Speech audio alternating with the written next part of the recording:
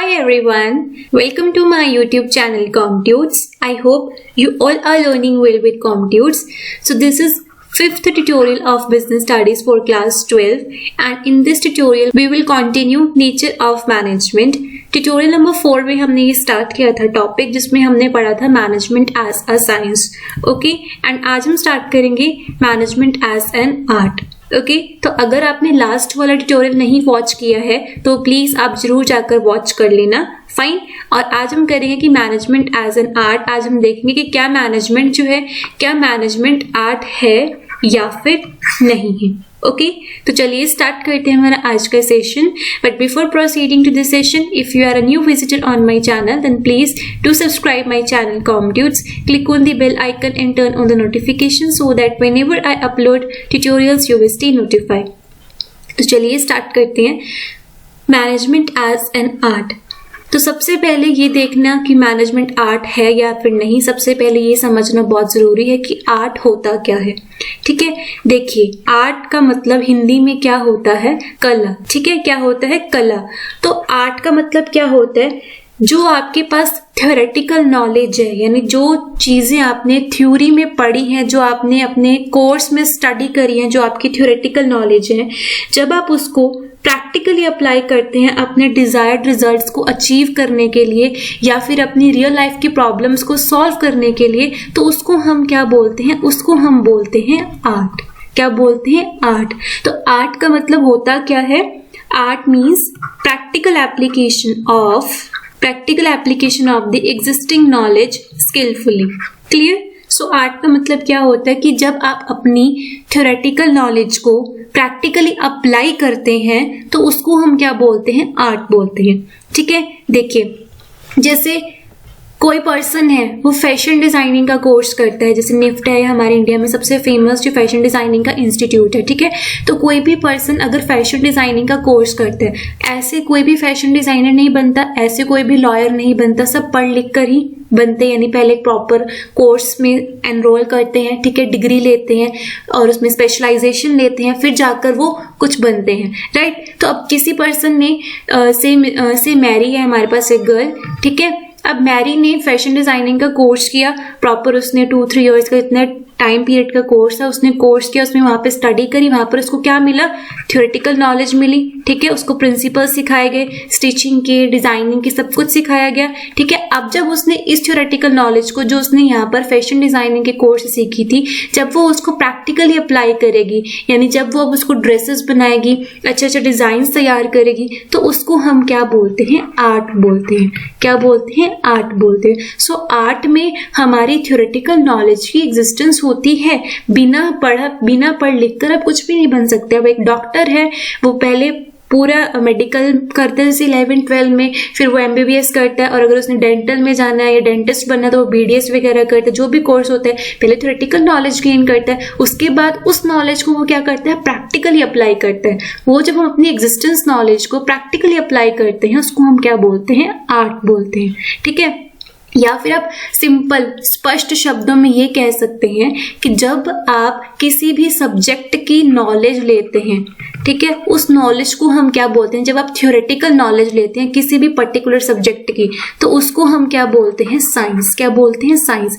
और जब उस नॉलेज से, जो आपने साइंस के द्वारा जो आपने थ्योरेटिकल नॉलेज ली है, जब आप उसको प्रैक्टिकली अप्लाई करते हैं तो उसको हम क्या बोलते हैं, उसको हम बोलते हैं आर्ट. क्या बोलते हैं, आर्ट बोलते हैं. ठीक है, अब दूसरा एग्जाम्पल समझिए, जैसे इंजीनियर है. ठीक है, अब कोई पर्सन जो है पहले वो +1 +2 में नॉन मेडिकल करता है. ठीक है, उसके बाद वो क्या करेगा, बीटेक करेगा. अब जो यहाँ पर अपनी स्टडी के दौरान वो क्या ले रहा है, वो एक थ्योरेटिकल नॉलेज ले रहा है. राइट. तो इस जो वो थ्योरेटिकल नॉलेज ले रहा है उसको हम क्या बोलते हैं, साइंस. अब जब वो बाहर जाएगा, अपनी जो उसकी डिग्री है, उसकी जो स्टडी टाइम पीरियड है, यानी जब उसका कोर्स है वो जब खत्म होगा, जब वो इस नॉलेज को प्रैक्टिकली अप्लाई करेगा, तो इसको हम क्या बोलते हैं, आर्ट बोलते हैं. ठीक है, तो सिंपल स्पष्ट शब्दों में आर्ट का मतलब क्या होता है, practical application of existing knowledge. ठीक है। तो इसमें आपका क्या इन्वॉल्व होता है, एग्जिस्टेंस ऑफ थ्योरेटिकल नॉलेज की पहले आप पूरा कोर्स करते हैं, स्टडी करते हैं, थ्योरेटिकल नॉलेज गेन करते हैं, फिर उस थ्योरेटिकल नॉलेज को प्रैक्टिकली अपने रियल लाइफ प्रॉब्लम्स को सॉल्व करने में, अपने डिजायर्ड रिजल्ट्स को अचीव करने में इसका इस्तेमाल करते हैं।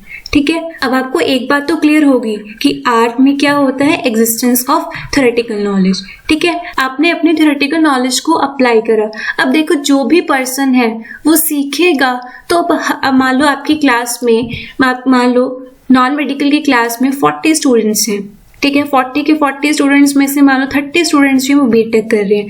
अब जो वो 30 के 30 स्टूडेंट्स जो हैं किसी आगे फ्यूचर में जाकर जब भी वो कोई जॉब करेंगे, जब भी उस नॉलेज को जिन्होंने अपने कोर्स के द्वारा गेन करी, जब उसको प्रैक्टिकली अप्लाई करेंगे, तो हर एक पर्सन का जो उस अपनी नॉलेज को जो अप्लाई करने का तरीका है वो सेम नहीं होगा, सबका डिफरेंट डिफरेंट होगा। क्यों? क्योंकि सबका अपने अपनी नॉलेज को रिप्रेजेंट करने का जो वे है वो डिफरेंट होता है। चाहे अब आप देख लीजिए, आपकी क्लास में से 40 स्टूडेंट्स हैं। ठीक है, 40 स्टूडेंट्स को एक ही टीचर पढ़ा रहा है, बट हर बंदे का, हर बच्चे का, हर आपकी क्लास में 40 के 40 स्टूडेंट्स, जितने भी स्टूडेंट्स आपके क्लास में, उनका जो पेपर प्रेजेंट करने का जो वे है, या जो उन्होंने पेपर में कंटेंट लिखा है उसको रिप्रेजेंट करने का जो तरीका है वो सबका ही अलग होगा। तो यहाँ पर हमारा सेकंड पॉइंट आ जाता है, वो क्या है, पर्सनलाइज्ड एप्लीकेशन। यानी जो आपने थ्योरेटिकल नॉलेज ली है, जब आप उसको प्रैक्टिकली अप्लाई करते हैं, वो जो एप्लीकेशन है वो क्या है, वो वेरी करती है from individual to individual. And last, art में सबसे ज्यादा इंपॉर्टेंट क्या चीज है, प्रैक्टिस। आपने सुना ना कि practice makes a man perfect, practice और consistency makes a man perfect. ठीक है, अब जैसे देखिए, आप डांस है, आप देखते हैं ना, जितनी ज्यादा उसकी प्रैक्टिस करेंगे उतनी ही ज्यादा आपकी परफॉर्मेंस में इंप्रूवमेंट आएगी। अब आप सिंपल से एग्जांपल ले लीजिए, आपकी क्लास में भी है, आपके सब्जेक्ट्स में भी है, आई मीन ये जैसे म्यूजिक है। ठीक है, कई स्कूलों में म्यूजिक ऑप्शनल सब्जेक्ट होता है +1 +2 में। ठीक है, तो अब म्यूजिक में क्या, म्यूजिक में पहले स्टडी करते हैं ना, जो आपके 7 स्वर होते हैं, सारे गामा पा, ये जो भी स्वर होते हैं 7 स्वर, उनकी प्रॉपर स्टडी करते हैं, फिर उनका रियाज करते हैं, यानी उनकी प्रैक्टिस करते हैं। जितना पर्सन जितनी ज्यादा रियाज करेगा, जितना ज्यादा उन स्वरों का अभ्यास करेगा, उतना ही ज्यादा उसके जो सुर हैं, उसके जो स्वर हैं वो क्या होंगे, वो पक्के होंगे। राइट, तो यानी कि आप जितना ज्यादा प्रैक्टिस करेंगे, जो आपने अपनी थ्योरेटिकल नॉलेज ली है, जितनी ज्यादा आप उसकी प्रैक्टिस करेंगे उतनी ही ज्यादा आपकी परफॉर्मेंस में इंप्रूवमेंट आएगी। राइट, उतना ही ज्यादा आप नई नई चीजों को सीखेंगे एंड आप नए नए ढंग ढूंढेंगे कि कैसे आपने अपनी परफॉर्मेंस को इम्प्रूव करना है। तो यहाँ पर हमारा प्रैक्टिस के साथ एक और क्या वर्ड जुड़ जाता है, क्रिएटिविटी, कि हर एक पर्सन जो है वो अपनी थ्योरेटिकल नॉलेज को अलग अलग तरीके से अप्लाई करता है, और वो उसकी जितनी ज्यादा प्रैक्टिस करता है उतनी ही ज्यादा उसमें इंप्रूवमेंट आती है, उतनी ही ज्यादा उसमें कॉन्फिडेंस आता है कि वो उन चीजों को अच्छे से क्लियर कर सकता है। और फिर जितना ज्यादा वो उसको प्रैक्टिस करेगा उतना ही वो चीजों को ऑब्जर्व करेगा, ऑब्जर्व करके उसको क्या मिलेगा, एक्सपीरियंस मिलेगा, उतना ही ज्यादा वो काम में कुछ ना कुछ नया नया इनोवेट करेगा, जिसकी वजह से क्या होगी, क्रिएटिविटी होगी। ठीक है, सो बेसिकली ये होता है कि आर्ट क्या होता है। आई होप आपको अच्छे से क्लियर हो गया होगा। अब प्रैक्टिस से आप यहाँ पर याद रख सकते हैं, जैसे लॉयर है। ठीक है, अब जो लॉयर है वो पहले क्या करता है, पहले LLB की डिग्री लेता है। ठीक है, उसके बाद वो फिर प्रैक्टिस करता है कोर्ट में कुछ टाइम पीरियड के लिए, उसके बाद जाकर वो लॉयर बनता है। राइट, तो आर्ट में तीनों चीज इन्वॉल्व होती हैं कि सबसे पहले आपकी थ्योरेटिकल नॉलेज होती है। ठीक है, फिर आप उस नॉलेज को प्रैक्टिकली अप्लाई करते हैं, वो क्या बन जाता है, आपका आर्ट। अब जब आप उसको अप्लाई करें, सबका अप्लाई करने का जो तरीका है वो डिफरेंट है। ठीक है, यानी पर्सनलाइज्ड एप्लीकेशन तो होती है, and this personalised application varies from individual to individual. Clear, and last one is practice and creativity. Fine, तो ये था बेसिकली आपका आर्ट का कॉन्सेप्ट। आई होप आपको आर्ट का मीनिंग जो है वो अब अच्छे से क्लियर हो गया होगा। अब जब ये समझ में आ गया आपको, तो आर्ट के फीचर्स जो वो भी आपको अच्छे से क्लियर हो जाएंगे। ठीक है, नाउ रीड कर लेते हैं कि what is art. So art refers to the skilful and personal application of existing knowledge, या जो आपकी थ्योरेटिकल नॉलेज है, टू अचीव डिजायर्ड रिजल्ट्स। जो आपने अपनी एग्जिस्टिंग नॉलेज है, जो आपके पास थ्योरेटिकल नॉलेज है, जब आपने उसको क्या किया, पर्सनल एप्लीकेशन, यानी जब आपने उसको प्रैक्टिकली अप्लाई किया अपने डिजायर्ड रिजल्ट्स को अचीव करने के लिए, तो उसको हम क्या बोलते हैं, art. Clear, it can be acquired through study, कि जो आपके पास नॉलेज है ये कहाँ से आएगी, स्टडी के थ्रू आएगी। अभी आपको बताया कि जैसे फैशन डिजाइनिंग का कोर्स करते हैं, जो बीटेक करते हैं इंजीनियरिंग के लिए, या डॉक्टर का जो कोर्स करते हैं, ठीक है, तो वो कहाँ से आती है उनके पास नॉलेज, स्टडी से आती है, ऑब्जर्वेशन से आती है एंड एक्सपीरियंस से आती है।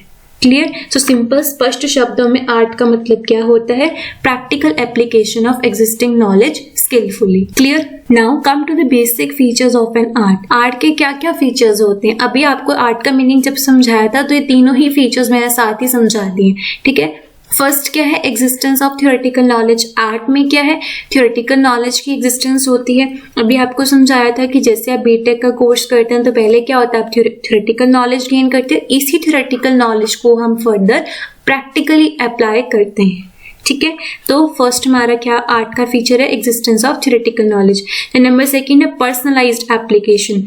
आप हर पर्सन जो है अपनी नॉलेज को अलग अलग तरीके से अप्लाई करता है, सबका उस वर्क के टुवर्ड्स अपना अपना डेडिकेशन लेवल होता है, अपनी इमेजिनेशन होती है, अपनी क्रिएटिविटी होती है, अपना एक जरिया होता है उस काम को करने का, ठीक है। अब आप देखते हैं कि आपकी क्लास में 40 स्टूडेंट्स हैं फॉर एग्जाम्पल।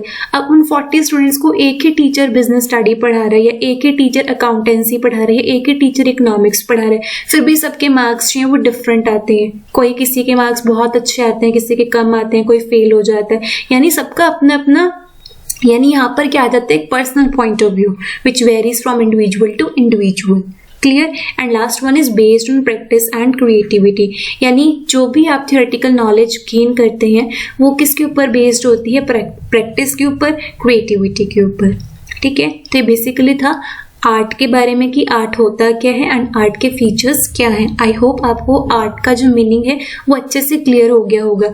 अब आपको मीनिंग क्लियर हो गया तो क्या मैनेजमेंट आर्ट है या फिर नहीं, ये आप समझ में आ जाएगा, ठीक है। तो अब हम समझते हैं मैनेजमेंट एज एन आर्ट, यानी कि testing of management as an art, ठीक है। अब जो आर्ट के फीचर्स हैं अगर वो मैनेजमेंट में अप्लाई हो रहे हैं तो हम कह सकते हैं कि मैनेजमेंट जो है वो आर्ट है। अगर वो नहीं अप्लाई होंगे तो हम क्या कहेंगे, मैनेजमेंट आर्ट नहीं है, ठीक है।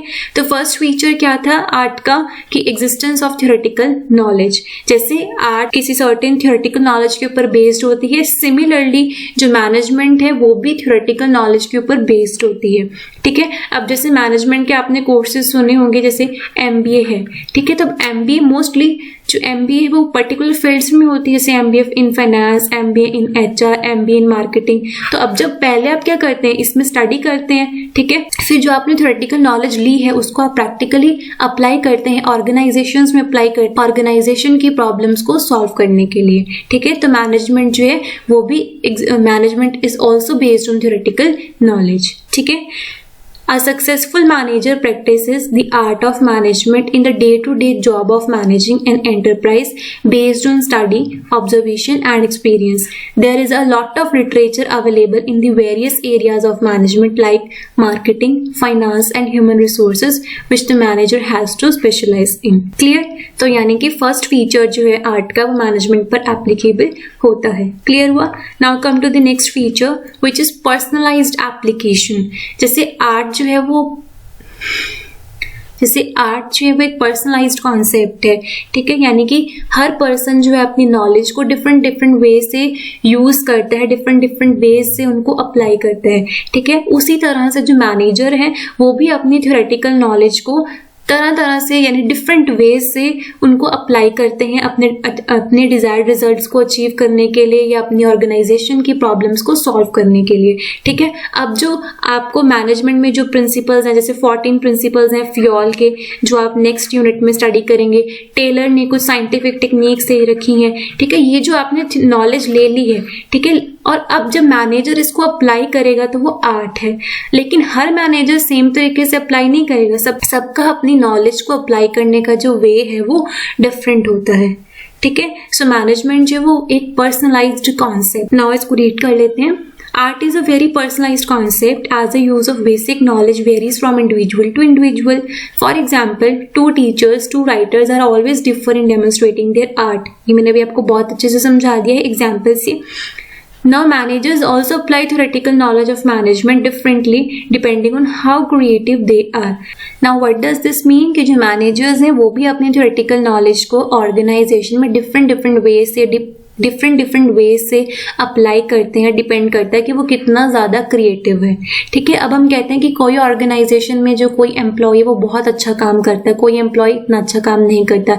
ये डिपेंड करता है कि कोई पर्सन उस ऑर्गेनाइजेशन को अपना मानकर उसमें अच्छे एफर्ट्स डालता है, उसमें नए नए क्रिएटिव आइडियाज ढूंढता है, अपनी अच्छी इमेजिनेशंस लगाता है, उस ऑर्गेनाइजेशन में फुली डेडिकेटेड होकर वर्क करता है, जिसकी वजह से क्या होता है, ऑर्गेनाइजेशन के जो ऑब्जेक्टिव्स हैं वो इजीली अचीव होते हैं। ठीक है, और दूसरी तरफ दूसरा एम्प्लॉय होता है, वो ऑर्गेनाइजेशन में सिर्फ पैसा कमाने के लिए काम करता है, वो अपना इतना दिमाग नहीं यूटिलाइज करता ऑर्गेनाइजेशन की सक्सेस के लिए। तो वहां पर क्या होगा, उस तरह के एम्प्लॉयज के केस में जो वो ऑर्गेनाइजेशन होगी उसके जो एंड रिजल्ट्स हैं वो इजीली अचीव नहीं होंगे।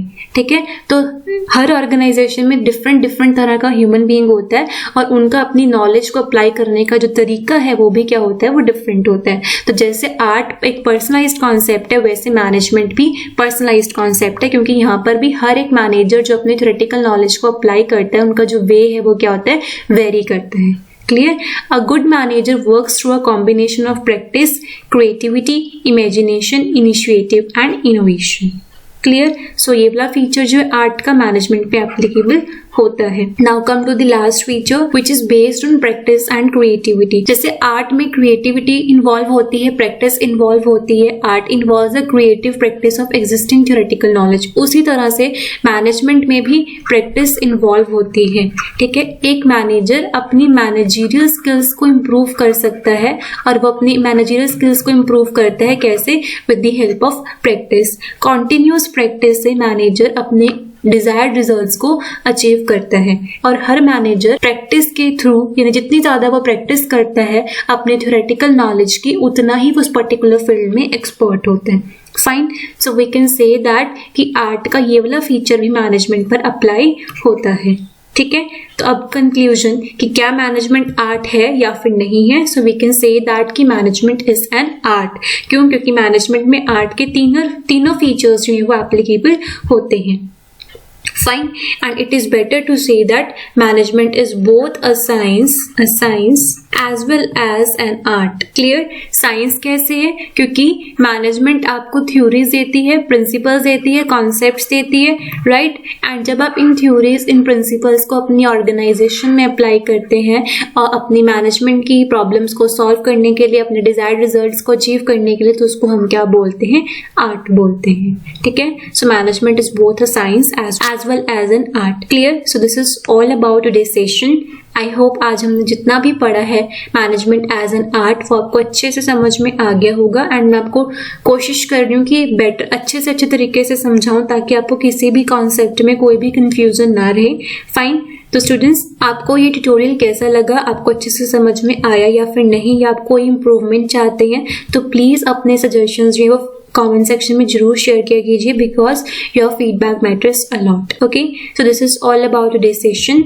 सो मिलते हैं नेक्स्ट ट्यूटोरियल में। नेक्स्ट ट्यूटोरियल में हम डिस्कस करेंगे management as a profession. Fine, so bye bye guys, don't forget to subscribe my channel COMMTUTS and also hit the like button and share this tutorial in my channel with your friends and your classmates too. Bye bye, take care, have a great day ahead, study smart and stay motivated.